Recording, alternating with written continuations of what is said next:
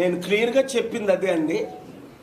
ఈ పెహల్గామ్లో జమ్మూ కాశ్మీర్లో జరిగిన టెర్రరిస్ట్ అటాకే నా మెయిన్ సబ్జెక్ట్. సడన్గా నేను వెళ్ళడానికి కారణం ఎందుకంటే కొన్ని విషయాలు నేను ఇప్పుడు మాట్లాడలేకపోతున్నాను, కానీ ఇంటెలిజెన్స్ రిపోర్టు అమెరికన్స్ దగ్గర ఉంది. ఎవరు చేయించారు ఈ దాడులు, ఎవరు చేశారు, దీన్ని దేని కొరకు ఎవరు ఎలౌ చేశారు అన్నది వాళ్ళ దగ్గర ఉంది ఇన్ఫర్మేషన్.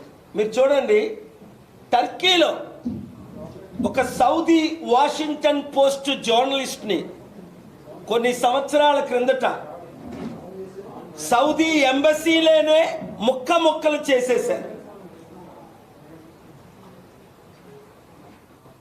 ప్యాక్ చేసి పంపించారు. అది చేయించింది ఎవరు? Saudi government. చేసింది ఎవరు? వాళ్ళ మనుషులే ప్రైవేట్ ప్లేన్లో వచ్చి.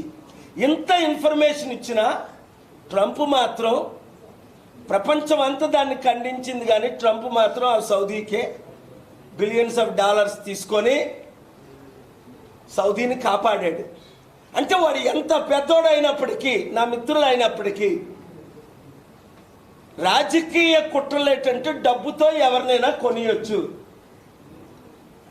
చట్టాలనే ఈరోజు డబ్బుతో కొనేస్తున్నారు చాలామంది. అందరు జడ్జిలు అమ్ముడు పోకపోయినా కొంతమంది జడ్జిలు ఇష్టం వచ్చినట్టు బిహేవ్ చేసి కొన్ని లక్షల ఎకరాల భూముల్ని లక్షల కోట్ల మందికి మన దేశంలోనే అన్యాయం చేస్తున్నారు.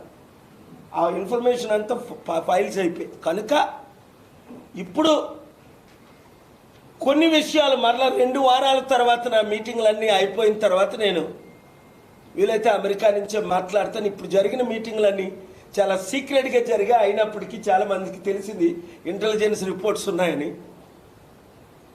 ఎందుకంటే నేను కలుస్తున్నది చిన్నోళ్ళు అయితే తెలియదు, అందరూ పెద్దవారు కనుక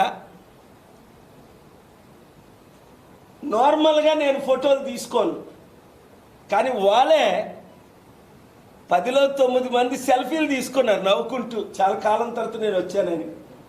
అప్పుడు నేను అడిగారు, నాకు కూడా సెల్ఫీలు ఇవ్వండి, మాకు కూడా రుజువులు ఉంటాయి నేను కలిసానని.